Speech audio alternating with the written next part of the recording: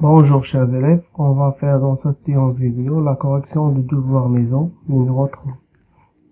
Donc la première partie A, on considère la fonction f définie par f de x est égal à 2x plus 4 sur x moins 1. Donc la première question, déterminer d de f. Donc d de f, c'est l'ensemble des réels x appartenant à R avec x moins 1 est différent de 0. Il est équivalent de dire que c'est l'ensemble des réels x dans R avec x est différent de 1 est égal à quoi? Est égal à CR privé de 1. Ça veut dire c'est de moins l'infini à 1 union de 1 à plus l'infini.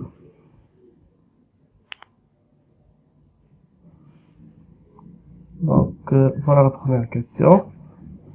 Donc, pour la deuxième question, donner la nature de C de F. Donc, C de F, donc d'après la fonction F, donc C de F est une hyperbole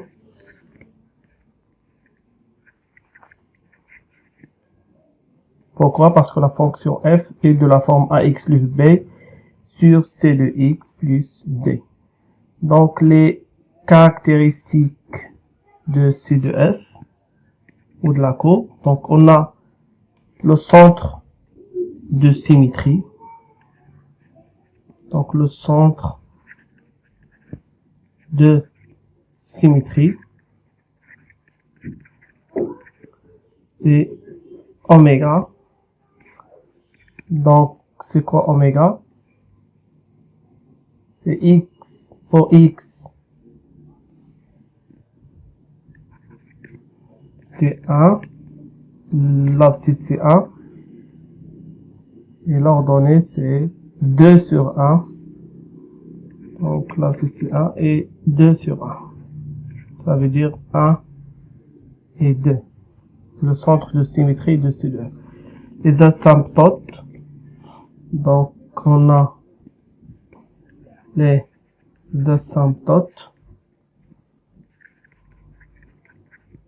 on a deux, asymptote horizontale et verticale. Donc pour l'asymptote verticale, c'est x est égal à 1, et l'asymptote horizontale, c'est y est égal à 2. Bien. Donc la question suivante, c'est la question 3. Déterminer les points d'intersection de C de f avec les deux axes de repère. Donc x est égal à 1, y est égal à 2.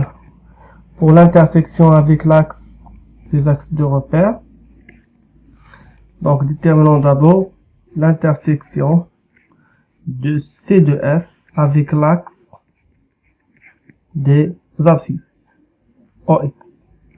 Donc, pour déterminer l'intersection de C de f avec l'axe des abscisses, on résout l'équation f de x est égal à 0. Donc, f de x est égal à 0.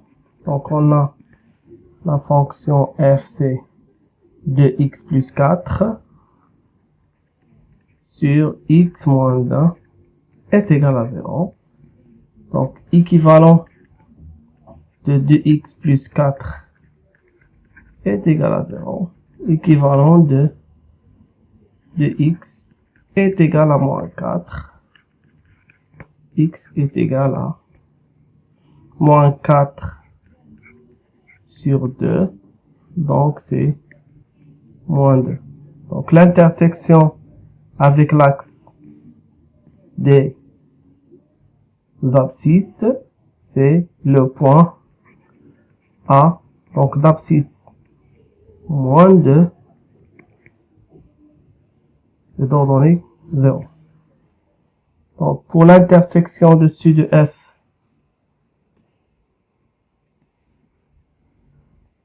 donc c'est A, moins 2, 0. Bien. Donc, pour l'intersection de C de f avec l'axe des ordonnées OY.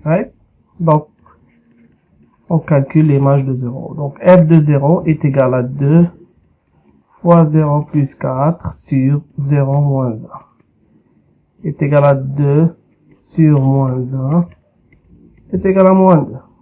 Donc, le point, c'est B. Donc, l'abscisse 0 est d'ordonnée moins 2. Donc, pour la question suivante, dresser le tableau de variation de... Donc, pour le tableau de variation, donc c'est la question 4, on commence par calculer le delta. Donc, delta, c'est... Donc, on a 2 et 1 et 4 moins 1 est égal à 2 fois moins 1, c'est moins 2, moins 1 fois 4, c'est 4, donc est égal à moins 6. Donc, delta négatif, automatiquement, la fonction est décroissante. Donc, on a delta est négatif, donc ici c'est f. Donc, la fonction n'est pas définie en 1. Donc, c'est 2 barres ici. Donc, on a ici plus l'infini. Ici, c'est moins l'infini. Donc, delta est négatif. Donc, la fonction, elle est décroissante. Donc, pour la question suivante, c'est donner la courbe C de f. Donc, comment déterminer la courbe? Donc, on a plusieurs étapes. Donc, la première étape, c'est de dessiner oméga. Donc, on a oméga, c'est 1, 2. Voilà oméga. C'est le centre de symétrie. Après, on a les asymptotes. On a deux asymptotes. Asymptote verticale qui passe par oméga, c'est x est égal à 1. Voilà, donc si x est égal à 1. Et asymptote horizontale, c'est y est égal à 2. Y est égal à 2. Bien. Donc, on a la fonction est décroissante. Donc, avant l'intersection, c'est quoi l'intersection avec l'axe des abscisses? On a x est égal à moins 2. C'est ici. L'intersection avec l'axe des ordonnées, c'est f de 0, c'est moins 2. Donc, la fonction est décroissante. Donc, elle est de cette forme. Passe par ces deux points. Et oméga, c'est le point, donc le centre de symétrie. Donc, le symétrie de cette courbe, c'est ça. Donc, voilà, c'est le f. C'est la courbe de f.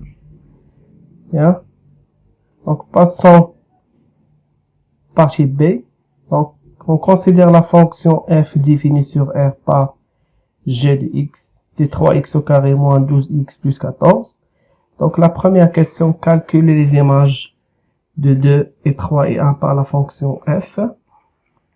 Donc, la première question, c'est simple. Il suffit seulement de remplacer x par le nombre. Par exemple, f de 2, c'est 3 fois 2 au carré, moins 12 fois 2 plus 14. Donc, c'est 3 fois 4. Donc, c'est 12, moins 24, et plus 14.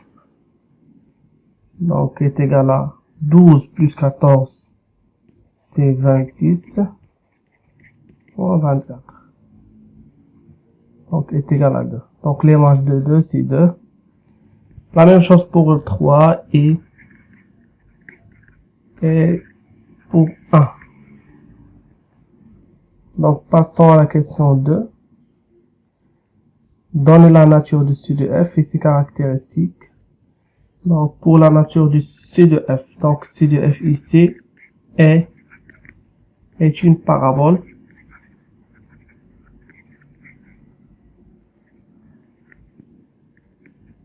de centre, là, de sommet normalement, de sommet S.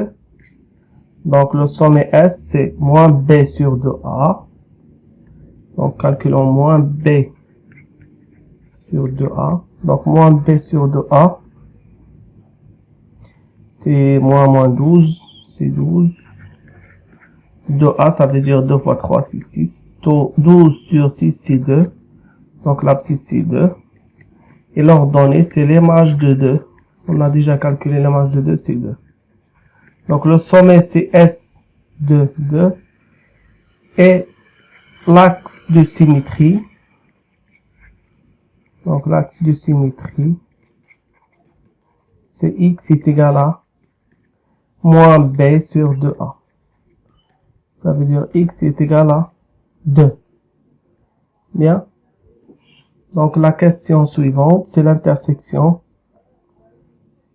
Déterminer les points d'intersection avec les deux axes de repère.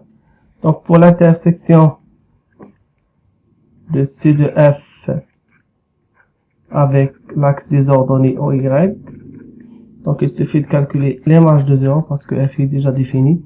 Donc, l'image de 0, c'est 14. Donc, c'est le point, par exemple, C d'abscisse 0 et d'ordonnée 14.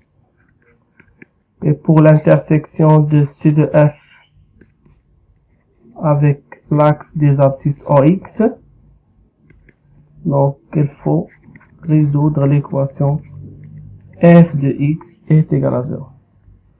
Donc on a f de x, c'est 3x au carré, moins 12x plus 14 est égal à 0. Donc delta, c'est b au carré, moins 4 au ac.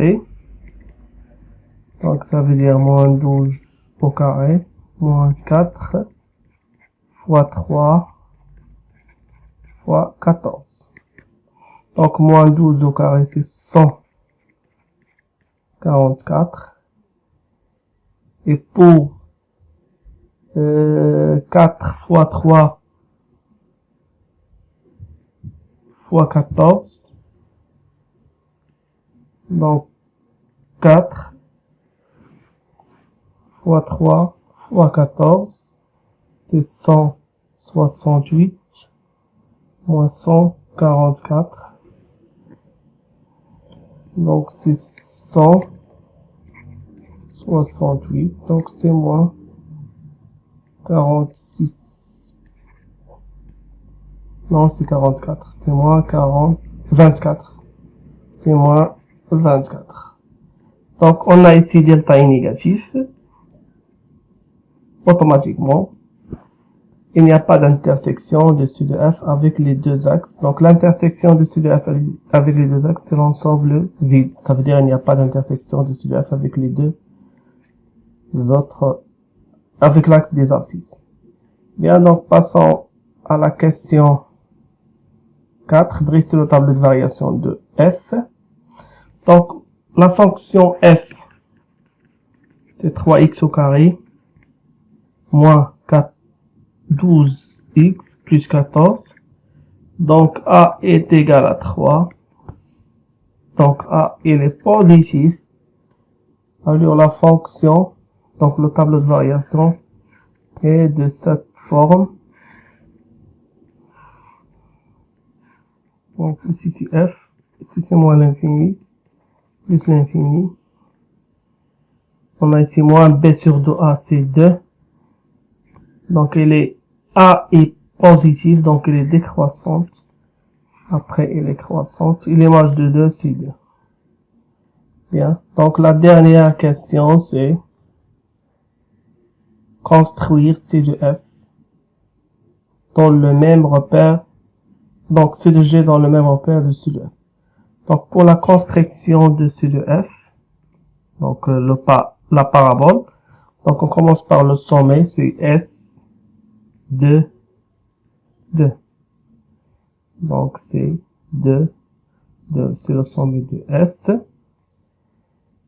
Donc, la fonction, elle est décroissante après croissante.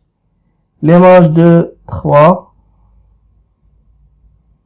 donc l'image de 3 peut-être c'est 3, donc c'est ici, elle est de cette forme. Donc l'axe de symétrie, c'est x est égal à 2.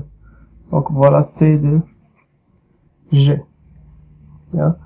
Donc j'ai déjà fait les deux courbes dans un logiciel. Donc les courbes sont de la forme. Donc voilà, C en vert c'est C de F et en rouge c'est C de G. Donc voilà le sommet S. Ici c'est oméga le centre de symétrie des deux, donc de C de F. Donc passons partie C. Donc résoudre graphiquement. Donc chacun des équations ou des inéquations suivantes. Donc la première équation c'est f de x est égal à g de x. Donc f de x est égal à g de x, ça veut dire l'intersection de c de f et c de g. On a l'intersection de c de f et c de g, c'est le point d'abscisse 3. Donc S ici c'est 3. Donc la deuxième inéquation c'est f de x inférieur strictement à 0. Quand est-ce que f il est inférieur strictement à 0? Si c de f il est au-dessous de l'axe des abscisses, donc c'est ici. Donc ça veut dire quoi? Ça veut dire c'est de moins 2 à 1. Donc f de x il est inférieur strictement à 0 quand c de f il est au-dessus de x. Donc ça veut dire de moins 2 à 1 ouvert. Donc la dernière inéquation c'est f de x supérieur ou égal à g de x. Ça veut dire quand est-ce que f il est supérieur à g. Donc voilà g en rouge et voilà c de f en vert. Quand est-ce que la fonction f elle est supérieure à g, ça veut dire quand est-ce que la courbe de c de f elle est au-dessus de la courbe de c de g.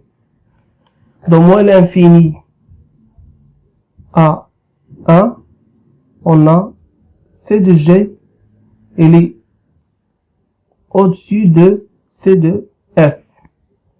Ça veut dire que ça veut dire que g elle est supérieur à f. On a de 2 à 3, on a f, il est supérieur à g. Et de 3 à plus l'infini, on a g, il est supérieur à f. Donc, quand est-ce que f est supérieur ou égal à g? C'est dans l'intervalle de 1 à 2. Donc, s, c'est de 1 ouvert, parce que 1 n'appartient pas à d de f, jusqu'à de 1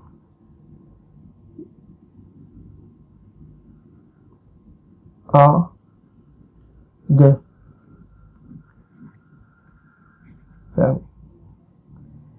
Bien. Donc, la dernière question, soit m un paramètre, ça veut dire un nombre réel. Donnez le nombre de solutions de l'équation g de x est égal à m. Sont les valeurs de m. Ça veut dire quoi? G de x est égal à m. Ça veut dire l'intersection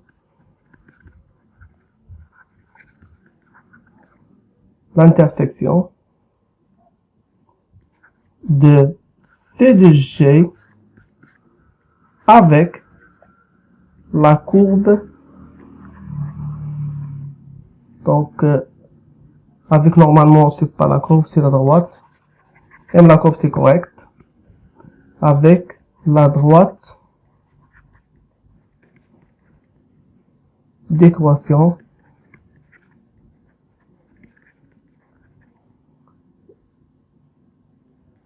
y est égal à m. Donc, m appartient à r. M appartient à r. Donc, comment résoudre cette équation? Donc, on considère, donc voilà C2. Voilà C de G, c'est la courbe de G. M, c'est la droite d'équation y est égal à m. Donc, déterminer le nombre des solutions. Ça veut dire l'intersection de C de G avec y est égal à m. Donc, m est un variable. Donc, c'est de moins l'infini à 2. On n'a pas d'intersection de la droite avec la courbe. Donc, ça veut dire le nombre des solutions, c'est 0. Donc, on n'a pas. Donc, ça veut dire l'intersection, c'est pas 0. Ça veut dire que l'intersection, c'est l'ensemble vide. Donc, 0, c'est un nombre. Donc, de moins l'infini à 2, ouvert. Donc, on n'a pas d'intersection.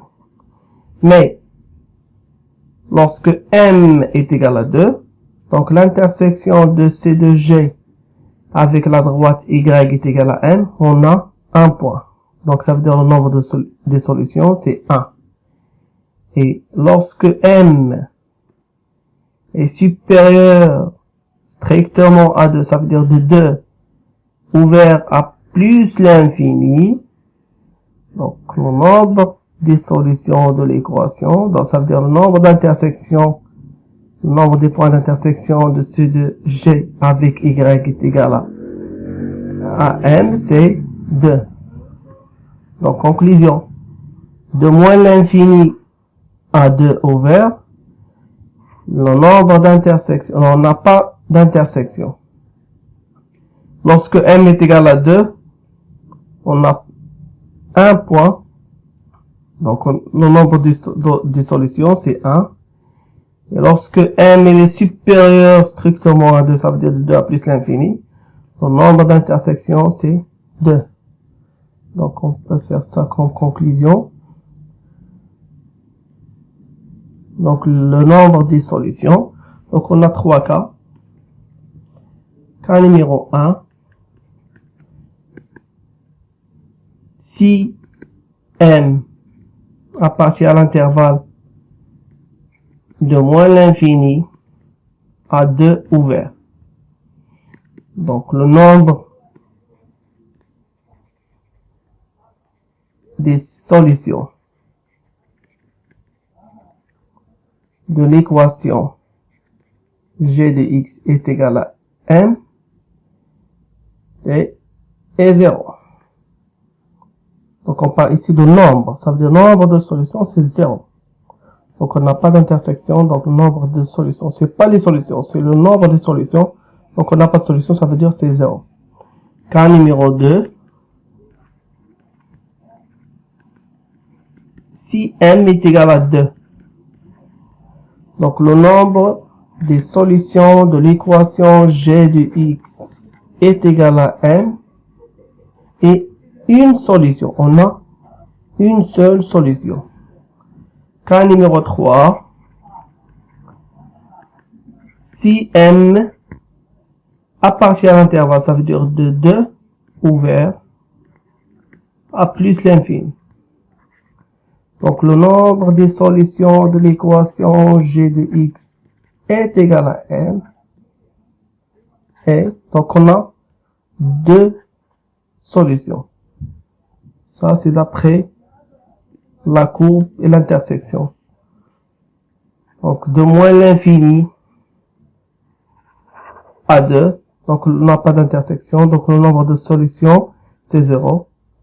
Donc, si m est égal à 2, donc on a le nombre d'intersections, c'est 1 point. Donc, le nombre de solutions, c'est 1. Ici, m est supérieur strictement à 2. Le nombre de solutions, c'est 2. Donc, ça veut dire l'intersection de g de x avec y est égal à m, c'est 2. 2 points, on a 2 points.